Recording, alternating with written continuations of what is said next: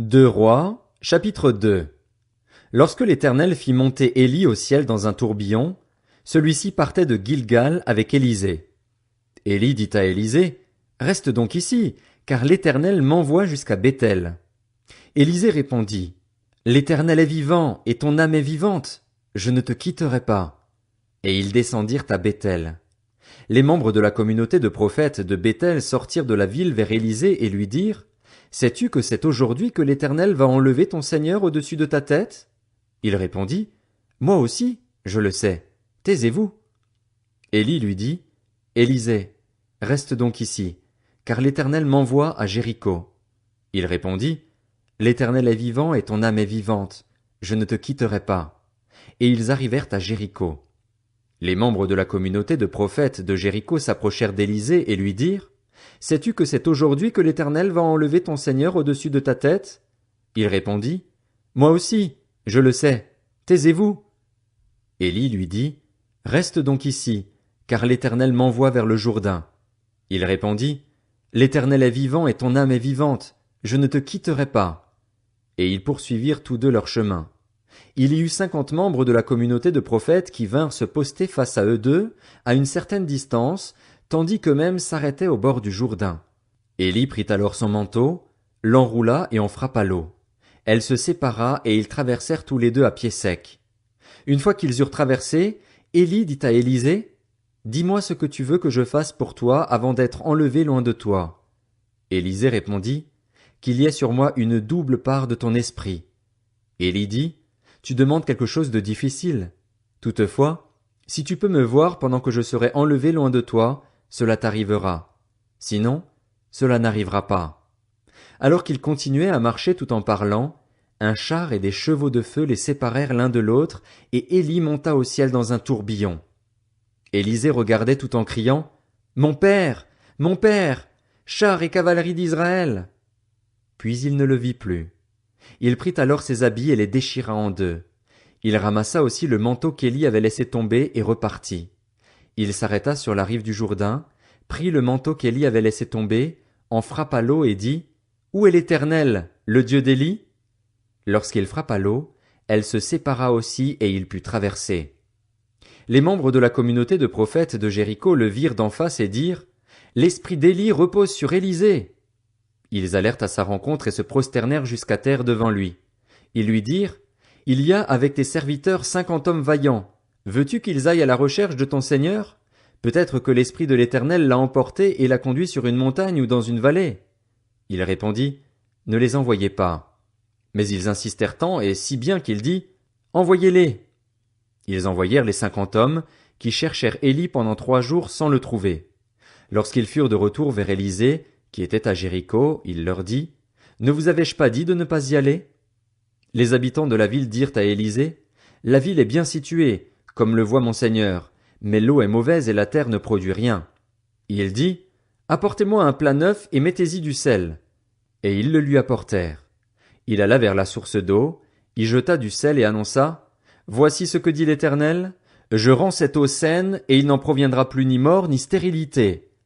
Et l'eau est devenue saine jusqu'à aujourd'hui, conformément à la parole prononcée par Élisée. De là, il monta à Béthel. Comme il montait par le chemin, 2 jeunes garçons sortirent de la ville et se moquèrent de lui. Ils lui disaient, monte, chauve, monte, chauve. Il se retourna pour les regarder et les maudit au nom de l'Éternel. Alors 2 ours sortirent de la forêt et elles déchirèrent 42 de ces jeunes. De là il alla au mont Carmel, puis il retourna à Samarie. 2 Rois, chapitre 3. Joram, le fils d'Akab, devint roi d'Israël à Samarie la 18e année du règne de Josaphat sur Juda. Il régna 12 ans.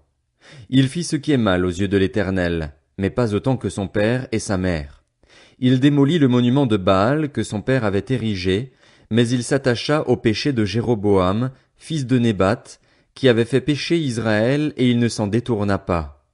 Mécha, le roi de Moab, possédait des troupeaux.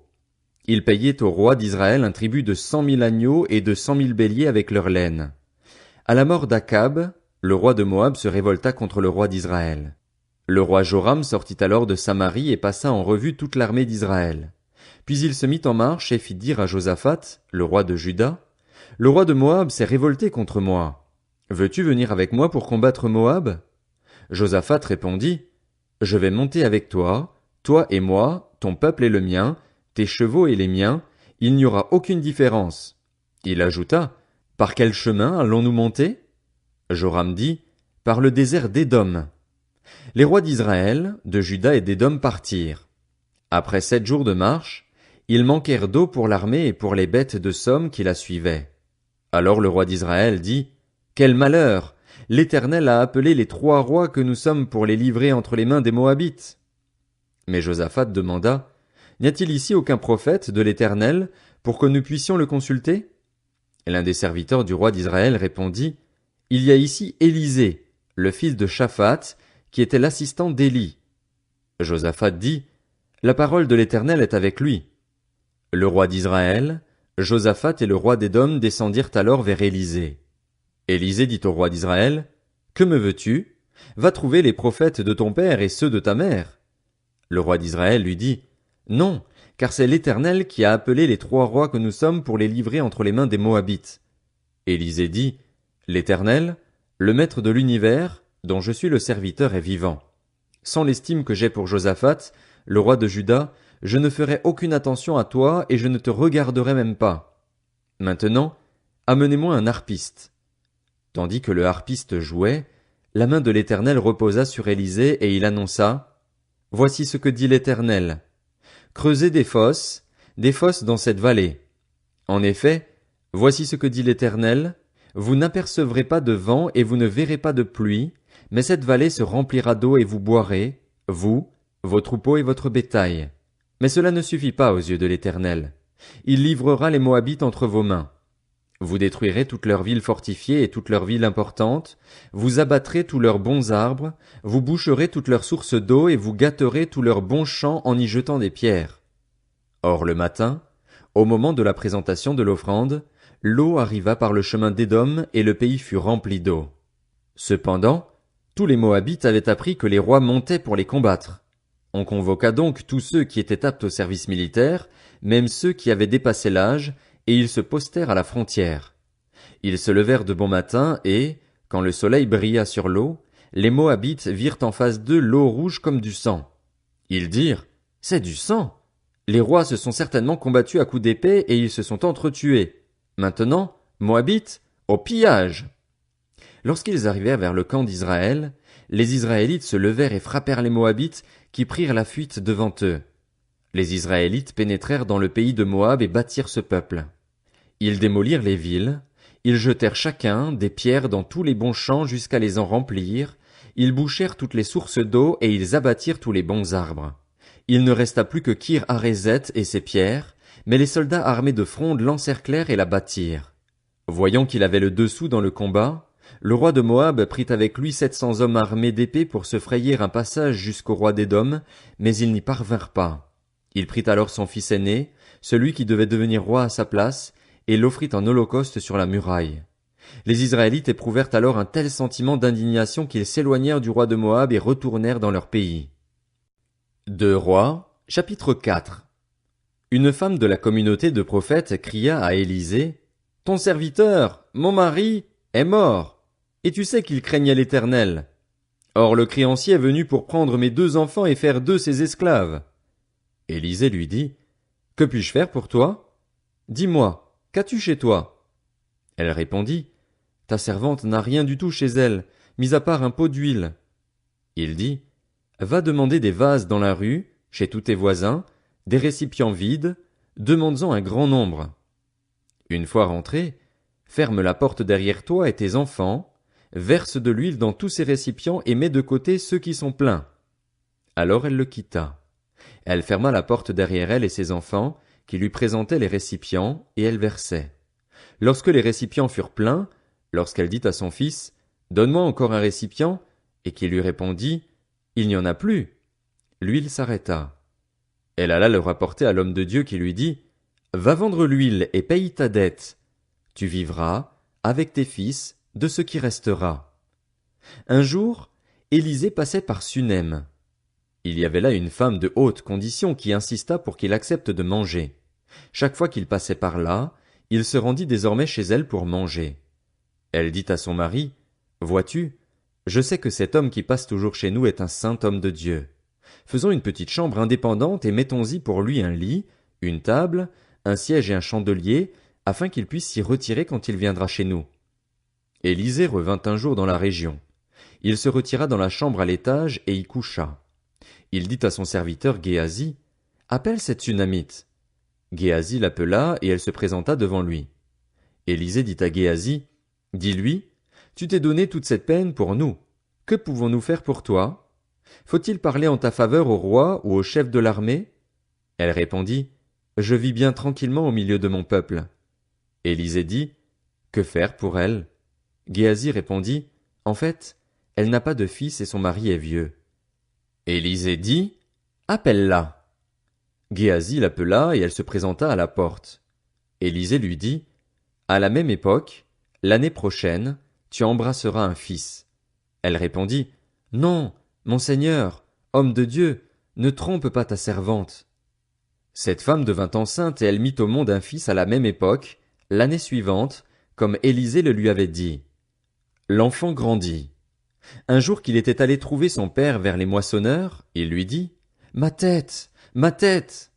Le père dit à son serviteur, « Amène-le à sa mère. » Le serviteur l'emporta et l'amena à sa mère. L'enfant resta sur ses genoux jusqu'à midi, puis il mourut. Elle monta le coucher sur le lit de l'homme de Dieu, ferma la porte derrière lui et sortit. Elle appela son mari et dit, « Envoie-moi un des serviteurs et une ânesse, je veux vite aller vers l'homme de Dieu et revenir. » Il demanda, « Pourquoi veux-tu aller aujourd'hui vers lui? Ce n'est ni le début du mois ni le sabbat. » Elle répondit, « Tout va bien. » Puis elle fit sceller l'ânesse et dit à son serviteur, « Conduis-moi et avance, ne m'arrête pas en route sans que je te le dise. » Elle partit donc et se rendit vers l'homme de Dieu au mont Carmel. L'homme de Dieu l'aperçut de loin et dit à son serviteur Géasi, « Voici notre Sunamite. Cours donc à sa rencontre et demande-lui, « Vas-tu bien? Ton mari et ton enfant vont-ils bien? » Elle répondit, « Bien. » Mais dès qu'elle fut arrivée près de l'homme de Dieu sur la montagne, elle lui attrapa les pieds. Quand Géasi s'approcha pour la repousser, l'homme de Dieu dit, « Laisse-la, car elle est dans l'amertume, et l'Éternel me l'avait cachée, il ne me l'avait pas révélée. » La femme dit alors, « Ai-je demandé un fils à mon Seigneur? Ne t'ai-je pas dit de ne pas me tromper? » Élisée dit à Géasi, « Noue ta ceinture, prends mon bâton à la main et pars. Si tu rencontres quelqu'un, ne le salue pas, et, si quelqu'un te salue, ne lui réponds pas. Tu mettras mon bâton sur le visage de l'enfant. » La mère de l'enfant dit, « L'Éternel est vivant et ton âme est vivante, je ne te quitterai pas. » Élisée se leva et la suivit. Géasi les avait devancés et avait mis le bâton sur le visage de l'enfant, mais il n'y eut ni voix ni réaction. Il repartit à la rencontre d'Élisée et lui annonça, « L'enfant ne s'est pas réveillé. » Lorsqu'Élisée arriva dans la maison, il vit l'enfant mort, couché sur son lit. Élisée entra, ferma la porte sur eux deux et pria l'Éternel. Il monta sur le lit et se coucha sur l'enfant. Il mit sa bouche sur sa bouche, ses yeux sur ses yeux, ses mains sur ses mains et s'étendit sur lui. Le corps de l'enfant se réchauffa. Élisée s'éloigna, marcha de long en large dans la maison, puis remonta s'étendre sur l'enfant. Alors l'enfant éternua 7 fois avant d'ouvrir les yeux. Élisée appela Géasi et lui dit, « Appelle notre Sunamite. » Géasi l'appela et elle vint vers Élisée qui dit, « Prends ton fils. » Elle alla se jeter à ses pieds et se prosterna jusqu'à terre. Puis elle prit son fils et sortit. Élisée revint à Gilgal alors qu'il y avait une famine dans le pays. Comme les membres de la communauté de prophètes étaient assis devant lui, il dit à son serviteur, « Mets la grande marmite sur le feu et fais cuire un potage pour eux. » L'un d'eux sortit dans les champs pour cueillir des herbes. Il trouva de la vigne sauvage et il y cueillit des coloquintes sauvages, plein son habit. Quand il rentra, il les coupa en morceaux dans la marmite où se trouvait le potage, car on ne savait pas ce que c'était. On servit à manger à ces hommes, mais dès qu'ils eurent goûté le potage, ils s'écrièrent, « La mort est dans la marmite, homme de Dieu !» Et ils ne purent pas manger. Élisée dit, « Prenez de la farine. » Il en jeta dans la marmite et dit, « Sers ces gens et qu'ils mangent. » Et il n'y avait plus rien de mauvais dans la marmite. Un homme arriva de Baal Shalisha. Il apportait dans son sac du pain de la première fournée pour l'homme de Dieu, 20 pains d'orge et de blé nouveau. Élisée dit, donne-en à ces gens et qu'ils mangent. Son serviteur répondit, comment pourrais-je en donner à 100 personnes? Mais Élisée répéta, donne-en à ces gens et qu'ils mangent, car voici ce que dit l'Éternel, on mangera et il y aura des restes. Il mit alors les pains devant eux, ils mangèrent et laissèrent des restes, conformément à la parole de l'Éternel.